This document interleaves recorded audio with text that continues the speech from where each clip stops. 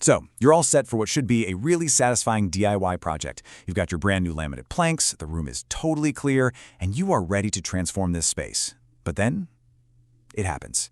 The planks just won't click. Ugh. Okay, let's dive into exactly why this happens and, way more importantly, how to fix it. Flooring contractor James Miller just nails it with this quote, doesn't he? He perfectly captures that feeling when a simple task just spirals into this massive frustration. Trust me, it's not just you. This is a super common battleground in the world of DIY flooring.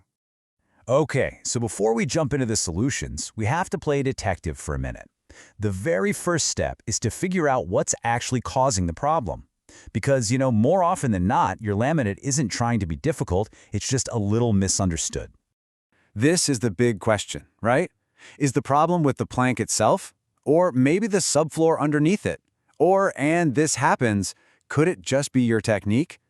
Let's uncover the mystery behind that stubborn gap that just refuses to close. And here they are, our lineup of the usual suspects. I can almost guarantee you that in every case, one of these 6 culprits is to blame. It could be something as simple as a little bit of dust, or a more foundational issue like an uneven subfloor. Your headache is almost certainly caused by something on this list. It's kind of crazy how simple the problem can be. I mean, think of the tongue and groove system like it's a zipper.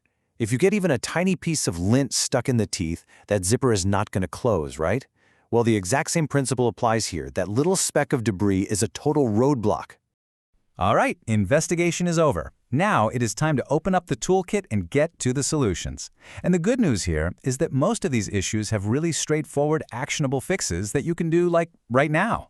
First and foremost, let's deal with that speed bump we just talked about. This should always be your first move. Just grab a small brush or a vacuum with a brush attachment and gently clear out the locking mechanism on both planks.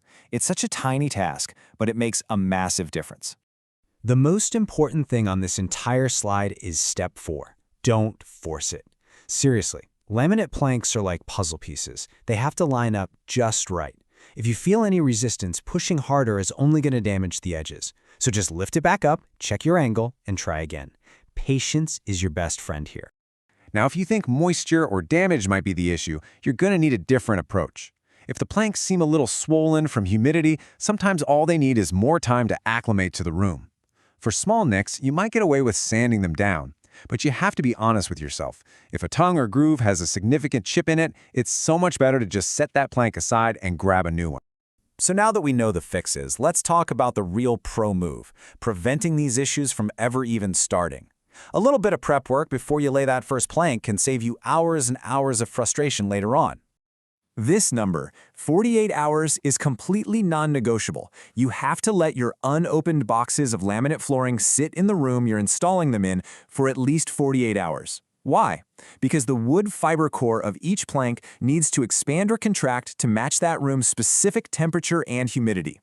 Skipping this step is the #1 reason people see buckling or gaps appearing weeks or even months down the line. This slide just lays it all out, doesn't it? This is the difference between an amateur and a pro. You should never, ever hit the plank directly with a hammer. You need a tapping block. It distributes the force and protects those delicate edges. It is all about gentle persuasion, not brute force. Guide the planks, don't muscle them into place. Let's do a quick review of the most common pitfalls. We've hit on most of these, but it really helps to see them all in one place. Forgetting to leave small expansion gaps along the walls is another huge one. That's a tiny space you leave around the perimeter that lets the entire floor expand and contract so it doesn't buckle. If you can avoid these mistakes, you are miles ahead of the game. So, what if you've tried everything and those planks still refuse to cooperate? Well, sometimes the absolute smartest move is knowing when to call for backup. And listen, this isn't about admitting defeat. It's about making a strategic choice to get the job done right. This checklist is your guide. I mean, if you find yourself cracking tongues and chipping grooves, you are literally wasting money with every mistake. Or, if you discover your subfloor has more hills and valleys than a country road, a pro can fix those foundational issues that are really beyond a simple DIY fix.